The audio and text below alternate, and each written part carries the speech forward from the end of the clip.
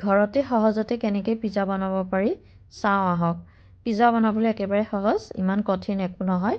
গতিকে কেনেকৈ বনাব পাৰি আৰু অ'ভেন নোহোৱাকৈও যে পিজ্জা বনাব পাৰি সেইটোও দেখুৱাম। কেৰাহীটো বনাই দেখুৱাম, অ'ভেনতো বনাই দেখুৱাম। গতিকে আহক ভিডিঅ'টো চাওঁ। এটা ডাঙৰ বাউলত মই 1 কাপ গৰম পানী দিছোঁ। দি তাতে মই 2 চামুচ চেনি দি দিম। চেনিখিনি ভালদৰে মিলাই লৈ মই তাতে দি দিম 2 চামুচ ইষ্ট। ইষ্ট দি পেলাই আকৌ মিক্স কৰি পেলাই মই 5 মিনিটমান সময়ৰ কাৰণে ঢাকি থৈ দিম, যাতে ইষ্টটো এক্টিভেট হয়। এতিয়া 5 মিনিট হৈ গ'ল, এয়া দাঙি চাওঁ, ঢাকনাখন আঁতৰাই চাইছোঁ, এয়া দেখিছে ইষ্টটো এক্টিভেট হৈ গ'ল, মানে ফুলি গ'ল। এতিয়া মই ইয়াতে দি দিম 2 কাপ ময়দা, আধা চামুচ নিমখ আৰু 2 চামুচ মিল্ক পাউডাৰ দি দিম। মই যিহেতু 2টা পিজ্জা বনাম সেইকাৰণে মই 2 কাপ ময়দা দিছোঁ। দি এইখিনি এটা একদম ছফ্ট ডো বনাই ল'ম আৰু প্ৰয়োজন মতে পানী দি যাম। আৰু এইটো মনত ৰাখিব, কেতিয়াও মানে পিজ্জাৰ বেচটো টান হ'ব নালাগে, হাৰ্ড হ'ব নালাগে, একদম ছফ্ট হ'ব লাগিব। এনেকৈ হাতেৰে মোহাৰি থাকিম, মাৰি থাকিম, যেতিয়ালৈকে হাতৰ বিষ উঠি নাযায় তেতিয়ালৈকে মাৰি থাকিব। নাই কমেও 15ৰ পৰা 20 মিনিটমান সময় এনেকৈ মঠি থাকিব। তাৰপাছত মই ডাঙৰ এই বাউলটোত মাৰিবলৈ দিগদাৰ হৈছে কাৰণে মই এনেকৈ শ্বপিং বৰ্ডখনত লৈ লৈছোঁ। অকণমান ময়দা ডাষ্ট কৰি পূৰা মাৰি থাকিব, মঠি থাকিব আৰু ষ্ট্ৰেটচ কৰি থাকিব। এনেকৈ মঠি মঠি ষ্ট্ৰেটচ কৰি চাব, যদি ছিঙি নাযায় গম পাব যে আমাৰ ময়দাটো মঠা হৈ গ'ল। এতিয়া বাউলটোতে অকণমান মই তেল গ্ৰীজ কৰি লৈছোঁ, লৈ পেলাই ডোটো তাতে ৰাখি দিম। প্ৰায় 2-3 ঘণ্টামান সময়ৰ কাৰণে ঢাকি পেলাই অলপ গৰম জেগাত ৰাখি থ'ম, যাতে এইটো ফুলি ডাবল হৈ যায়। এয়া মই ইয়াত থৈ দিলোঁ আৰু 2-3 ঘণ্টাৰ পিছত চাম। তেতিয়ালৈকে আমি পিজ্জা টপিংটো আমি ৰেডি কৰিলোঁ। তাৰ কাৰণে মই তেল দিলোঁ আৰু দি তাতে মই আদা নহৰু পেষ্ট দিলোঁ, অকণমান ভাজি লৈছোঁ যেতিয়ালৈকে কেঁচা গোন্ধটো ইয়াৰ পৰা নাযায়। তাৰ পাছতে চিকেনখিনি দি দিম। চিকেনখিনি দি অলপ সময় লৰাই মই প্ৰয়োজন মতে নিমখ দিম, জলকীয়া গুড়ি দিম আৰু জালুকৰ গুড়ি দি দিম। তাৰ পাছতে অকণমান সময় ভাজি ভাজি যেতিয়া তাৰ ভাল এটা কালাৰ আহিব, তেতিয়া মই ইয়াতে চয়া চচ দি দিম, অৰেগেনো দিম, চিলি ফ্লেক্স দিম আৰু চিলি চচ দিম। পিজ্জাত দিম সেইকাৰণে পিজ্জাৰ ফ্লেভাৰটো আহিবৰ কাৰণে অৰেগেনো আৰু চিলি ফ্লেক্স এইখিনি দি দিছোঁ, তাৰ ফ্লেভাৰটো অলপ ভাল হ'ব। আৰু এয়া গোটেইখিনি দি দিলোঁ, আমাৰ চিকেন হৈয়ে গ'ল। এতিয়া ভালদৰে মিলাই নমাই থ'ম। এইখিনি এতিয়া আমাৰ চিকেন ৰেডি হৈ গ'ল, ধুনীয়া কালাৰ আহিছে। মই এতিয়া গেছ অফ কৰি দিম। এতিয়া পিজ্জা ডোটো চাওঁ আহক। এয়া চাওক, পূৰা ফুলি পূৰা ডাবল হৈ গ'ল।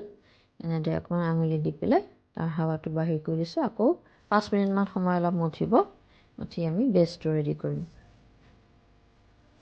এই এনেকৈ হাততে অকণমান সময় 1-2 মিনিটমান সময় অকণমান আকৌ মাৰি পেলাই মঠি এনেদৰে মিহি কৰি লওঁ, ওপৰটো মিহি কৰি লওঁ।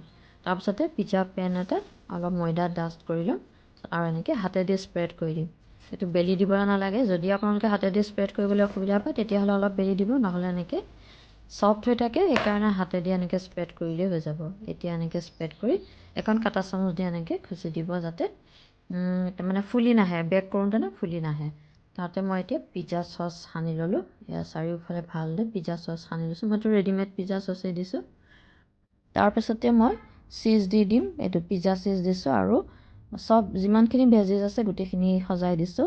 Olive, green capsicum, yellow' capsicum, corn দিছোঁ, চিকেন পিচখিনি দিলোঁ আৰু আমুল কিউব চীজটো অলপ ৰুকি দিছোঁ, দেখি ভাল লাগে। তাৰ ওপৰত আকৌ মই কেপচিকাম দি পেলাই সজাই দিছোঁ। পিজ্জাটো কালাৰফুল হ'লে দেখি খুব ভাল লাগে, সেইকাৰণে যিমান পাৰে সজাই দিলে খুব ভাল লাগি যায় দেখি পেলাই, নহয়নে? তাৰপাছতে ওপৰত এতিয়া মই চিলি ফ্লেক্স, অৰেগেনো আৰু পিজ্জা ছিজনিং দি দিছোঁ। দি পেলাই মই বেচিল লিফ দি দিম ইয়াতে, একেবাৰে ওপৰত বেচিল লিফটো দি পেলাই সজাই দিছোঁ, দেখিও ভাল লাগে আৰু তাৰ ফ্লেভাৰটো খুব ভাল লাগে। আৰু বেক কৰোঁতে যিহেতু ছাইডত লাগি যাব পাৰে, সেইকাৰণে মই অকণমান গাখীৰ লৈ ব্ৰাছেদি ছাইডকেইটা অকণমান মই তিয়াই দিছোঁ। চাৰিওফালে এনেকৈ তিয়াই দিব, দি পেলাই 5 মিনিট প্ৰিহিট কৰা অ'ভেনত 10ৰ পৰা 12-13 মিনিটমান সময় বেক কৰিলে হ'ল 180 ডিগ্ৰী চেণ্টিগ্ৰেডত। এতিয়া বনাম মাৰ্ঘেৰিটা পিজ্জা, আৰু এইটো বনাম মই কেৰাহীত। সেই একেই প্ৰচেছৰ এখন প্লেট লৈ লৈছোঁ, মই এনেকুৱা এখন প্লেট লৈ লৈছোঁ। আপোনালোকে যেনেকৈ হয় ল'লেই হ'ল, থাল হ'লেও হ'ব, কথা নাই। লৈ পেলাই হাতেদি স্প্ৰেড কৰি দিছোঁ ডোটো, দি পেলাই ওপৰত পিজ্জা চচ সানি ল'লোঁ। আকৌ ওপৰত দিলোঁ মই সৰহকৈ চীজ ৰুকি দিছোঁ, আকৌ পিজ্জা চীজো দিছোঁ, কাৰণ এইটো মাৰ্ঘেৰিটা পিজ্জা যেতিয়া তাৰ বেলেগ কোনো টপিং নিদিয়ে, সেইকাৰণে চিজেই সৰহকৈ দি দিছোঁ। কিন্তু মই অলপ চিলি ফ্লেক্স, অৰেগেন' আৰু পিজ্জা ছিজনিং দি দিছোঁ, এনেই ফ্লেভাৰটো অলপ ভাল আহিবৰ কাৰণে। আৰু ওপৰত বেচিল লিফ দি দিলোঁ। দি মই 5-10 মিনিট সময় আগতীয়াকৈ গৰম কৰি লোৱা কেৰাহীত এডাল ষ্টেণ্ড দি পেলাই মই এইটো মাৰ্ঘেৰিটা পিজ্জাটো বেক কৰিম। এয়া কেৰাহী গৰম কৰি ল'লোঁ, ইয়াত দি দিলোঁ। তাৰ ওপৰত এতিয়া ঢাকন লগাই 15 মিনিটমান সময় বেক কৰিম। চীজটো গলি যোৱালৈকে বেক কৰিম। আৰু আকৌ কাষত এনেকৈ মই অকণমান গাখীৰ সানি দিছোঁ। এনেকৈ গাখীৰ লগাই 5 মিনিটৰ কাৰণে আকৌ ঢাকি দিব। তাৰপাছত আমাৰ পিজ্জা ৰেডি হৈ গ'ল। এয়া দেখিছে চীজ মেল্ট হৈ গ'ল, একদম দেখাত ধুনীয়া হৈ গৈছে, খাওঁ খাওঁ লাগিছে। এয়া ৰেডি হৈ গ'ল আৰু এইপিনে অভেনত বনোৱা পিজ্জাও ৰেডি হৈ গ'ল। গতিকে আপোনালোকে দেখিলে ঘৰতেই সহজতে আমি পিজ্জা বাহিৰৰ পৰা কিনি ননাকৈ বনাব পাৰোঁ। গতিকে এনেকৈ বনাই চাব আপোনালোকে। আৰু ভিডিঅ'টো কেনেকুৱা পালে কমেণ্ট কৰি জনাবলৈ নাপাহৰিব। আৰু এয়া মেয়নিজৰ লগত বা যিকোনো ডিপৰ লগত এনেকৈ বনাই খাব, আৰু খুবেই টেষ্টি হয়। আৰু ভিডিঅ'টো চাই যদি ভাল পালে তেতিয়াহ'লে লাইক, শ্বেয়াৰ, ছাবস্ক্ৰাইব কৰিবলৈ নাপাহৰিব। ধন্যবাদ।